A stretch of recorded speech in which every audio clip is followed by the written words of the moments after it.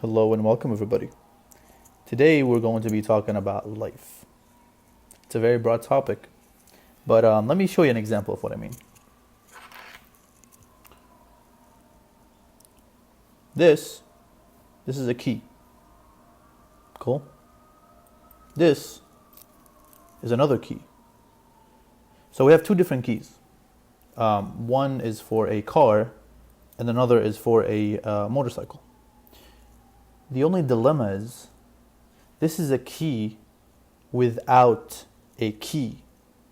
If you don't know about these type of controls, remote controls, they usually have a backup key that's inside this key in case the battery shuts off and you can't get access to the car. So this is a key without a key. But this is a key by itself. Which one is more important? Which one is better? Because realistically speaking, if this works perfectly, you wouldn't need this. You wouldn't need this inside key. But if this doesn't work, then you're just stranded in the middle of nowhere. This works all the time. There's no schmancy fancy things for you to work it. You just put it inside the motorcycle, turn it on, keep moving forward. But this, you can simply keep it in your pocket.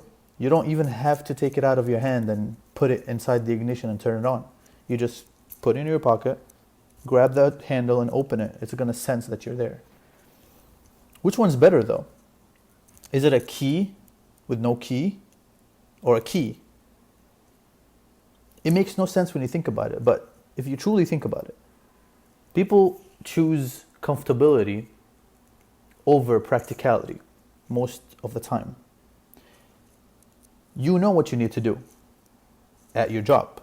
You know what you need to do after you finish your job in order for you to become more successful, to make more money. You need to do A, B, C, D. You know what you need to do. You know what you need to do. Do you do them? That's up to you.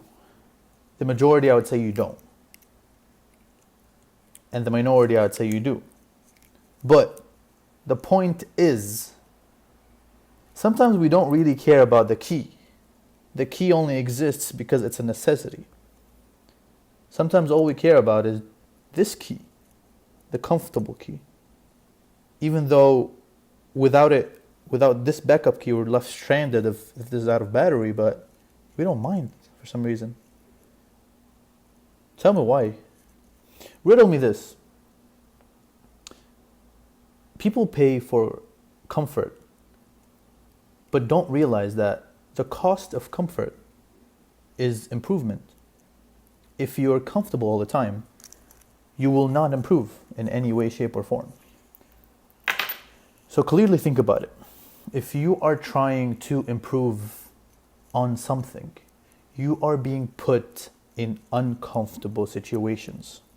What do I mean by that? Whenever you're learning a new skill, you're going to suck at it at first, right? Which means, most likely than not, you will feel less than others. You will feel stupid. You will feel dumb because you haven't executed a simple task just because you haven't done it before. But fast forward 20, 30, 40 hours in doing this exact same thing, you're going to become good at it. And not only good, you're going to be able to perfect it. And not only perfect it, you will be able to teach it to others. We rush to pay premium for comfortability. But we don't realize that it's not only costing us money, it's costing us self-improvement. Now, obviously, there are ways where you can improve your life, make it a little more comfortable, and yet make it more practical. For example, if you live 2 miles away from your house, maybe getting a bicycle makes a little more sense than buying a car, because a bicycle costs $50 to $100, but a car costs at least $5,000-$6,000, in a good working condition. But if you live like at least 10 miles away from work, it's not practical for you to take a bicycle. No, pay a little bit more for comfortability, but because it's more practical to take a car 10 miles away rather than a bicycle that's going to take you an hour to get there. But hope you guys understand this analogy. Now apply it to your life. Sometimes all we care about is the key, the comfortable key. But sometimes all you need is just the key that works. So know when to choose. Thanks.